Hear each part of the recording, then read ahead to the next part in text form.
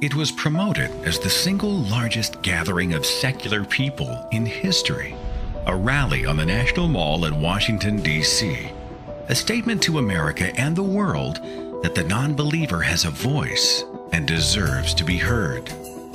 March 24th, 2012 would be a day that actually celebrated what is arguably the most misunderstood and most maligned demographic in the country, the atheist.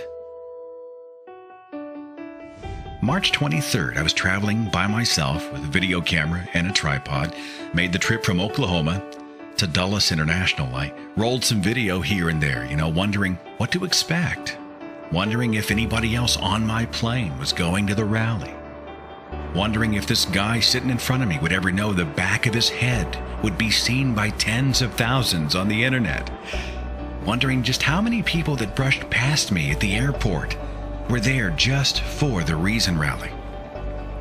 I didn't have a VIP pass or backstage access, no speaking slot or vendor booth, nothing like that. I was just going to be a part of it. I'd hoped I might get to meet some people from the thinking atheist community. Maybe I'd bump into one or two who might recognize the t-shirt and say hey. But on that Saturday, in the rain, with the secular and the religious world watching, would anybody show up?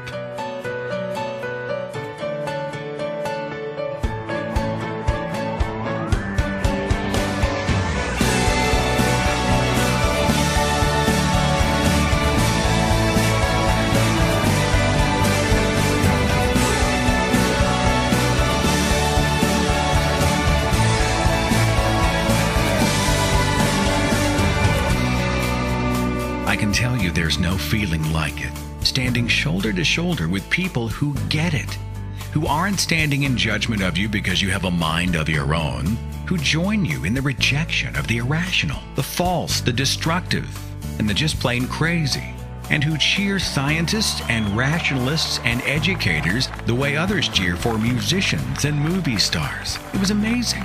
Right there on stage, speaking loud and proud against superstition, people like Adam Savage, Tim Minchin, Dan Barker, Greta Christina, Jessica Alquist, Richard Dawkins, and so many others who have inspired this secular community. I was struck by the diversity of the crowd. All colors, all shapes and sizes, personalities and backgrounds, individuals, couples, families, friends, and everybody seemed to be smiling, mingling, connecting, having a good time. Well, almost everyone. Despite the crowd and the long commute and the rain, these people were obviously genuinely glad to be there. There was laughter everywhere. Loud, irreverent, genuine, contagious laughter. People brought homemade signs and they held them up high, and total strangers would walk up to them and just ask to take pictures, including me. I met some of the best, sweetest, friendliest, funniest people. Oh yeah, and I also met Jesus. And then there were the t-shirts, hundreds of them, loaded with sacrilegious punchlines and hysterical pictures. The whole rally was populated with these wearable billboards that made you laugh and made you think. The protesters showed up just like we expected. I never saw the Westboro crowd there, but several other people said they showed up. Now, the protest I saw was a really small group camped out just off Madison, holding up signs and warning us all that we were all going to hell unless we repented. There was some spirited debate, but nothing got out of hand. Everything was totally civil. DC's finest had no cause to intervene. Oh yeah, I mentioned I'd hope to run into one or two people from the thinking atheist community. I didn't meet one or two. I met dozens and dozens of them. It was amazing, gratifying, humbling to have these people just walk up to me and say thanks. I was stunned by this outpouring of support and goodwill, and I tried to remind them, just as I remind you now, that you are the lifeblood of the thinking atheist community. It is you who deserves the thanks.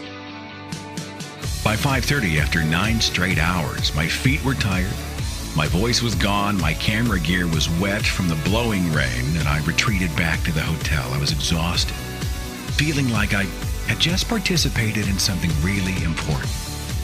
I spent the whole evening with this big stupid smile on my face, randomly bumping into people I recognized in the hotel lobby and shamelessly begging them for photos. Everywhere I went, I had this palpable awareness that I was among friends.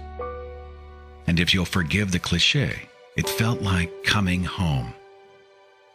Apparently, the reason Rally got some media coverage, but I checked the major networks and didn't see anything on TV. How could tens of thousands of non-religious people make a statement on the National Mall in D.C. and nobody care? But there were some articles here and there, nothing major, certainly nothing noticeable. If this wasn't newsworthy, what was? Maybe I just missed it, but from my own perspective, it seemed like journalists and reporters had taken their cameras elsewhere. And even today, I can't help but wonder why. Ultimately, though, the reason Rally was everything I'd hoped it would be, and so much more. It was about the value of living honestly.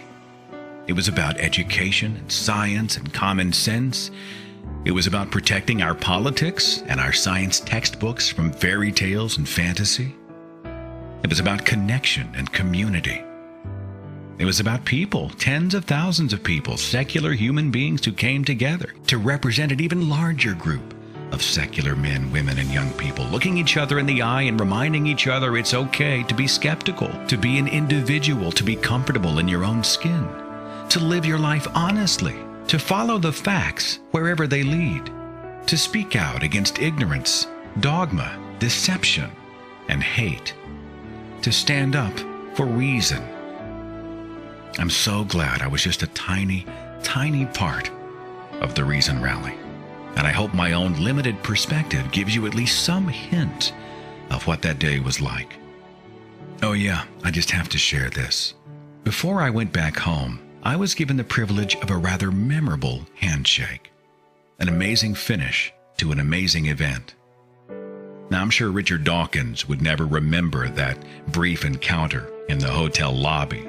But as his books and lectures have been so instrumental in my own journey, I can assure you, that is a moment I will never forget. Just imagine, as humankind evolves, if we could all find the clarity and the courage to see our world through the eyes of reason. Imagine how high we might go.